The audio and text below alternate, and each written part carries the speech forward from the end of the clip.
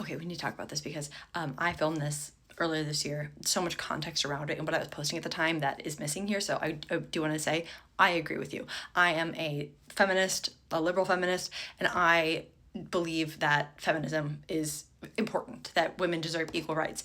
What I was referencing is in second wave feminism, I feel like men took the feminist movement and used it as almost like a punishment. They was like, fine, you want to do, you think you can work, you think you should work, then you get to do it all. And you are going to be a mom and a worker and a wife, and we're not going to pick up any of the slack, because that's what happened. That's what the ideal of feminism was that if women start doing more outside of the home, men will have to start doing more inside the home. And that never happened. It still hasn't happened. And it's starting to happen a little bit more, I would say, but it's still like, I want to say like 70-30 is what the stats are right now. I'd have to check that again. But yeah, I do not think feminism is to blame for motherhood being undervalued, but I think along the way that was a byproduct of it. That was not the goal, right? And that's why I love the ideals of mattress-centric feminism. That is, if we're gonna have we're gonna talk about women and women's rights, we have to have motherhood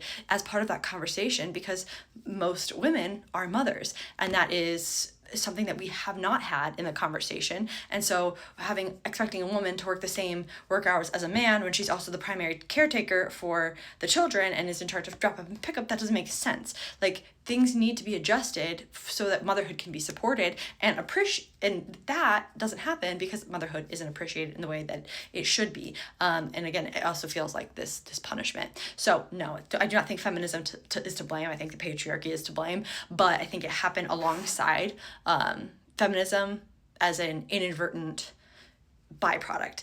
And also, I think the one thing I will stand by is that mother used to be a title, right? It used to be what you were, and it was something, a point of pride, right? Mom isn't a title, it's a nickname, and that does bother me. And it's all semantics, right? But I do think it is an indication of how that has been lost over time.